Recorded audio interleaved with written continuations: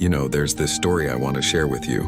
It's about a young man who from the outside seemed to have it all. Nice apartment, good job, latest gadgets, you name it. But every night when he'd lay in bed scrolling through his phone, there was this emptiness, this gnawing feeling that something was missing. He'd try to fill it, of course. New clothes, expensive dinners, nights out with friends. But the void just kept growing.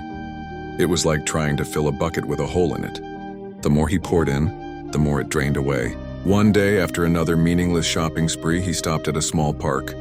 Just sat there watching people walk by. An old man caught his eye. Nothing special about him really, but he had this peace about him. A contentment that seemed to radiate from within. That moment sparked something. The young man realized he'd been looking for answers in all the wrong places. He'd been searching outside when the journey he needed to take was within. So he started small. Instead of filling every moment with noise, TV, social media, constant distractions, he began creating pockets of silence. 5 minutes in the morning, just sitting with his thoughts, then 10, then 20. At first it was uncomfortable. His mind would race thinking about work, relationships, bills, the future. But slowly something began to change. In those quiet moments, he started to hear his own voice. Not the voice of society, his parents or his peers, but his authentic self. He discovered things about himself he'd never noticed before.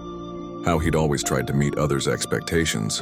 How he'd judge himself through the lens of social media. How he'd been running from his own company, afraid of what he might find if he stopped. The real breakthrough came one morning during his quiet time. He realized that all this while he'd been trying to become someone else. Someone better. Someone more successful. Someone more worthy of love. But true peace wasn't in becoming someone else, it was in accepting who he already was. This acceptance didn't happen overnight. It was like watching a sunrise, gradual but beautiful. He began to see his imperfections not as flaws to be fixed, but as parts of his unique story. The anxiety about not being enough started to fade, replaced by a gentle understanding of his own worth. Now, when people ask him what changed, he smiles and says, "Nothing changed. I just finally met myself." The emptiness that once consumed him has been replaced by something else. Not constant happiness, but a steady sense of being at home within himself. And that perhaps is the greatest discovery of all.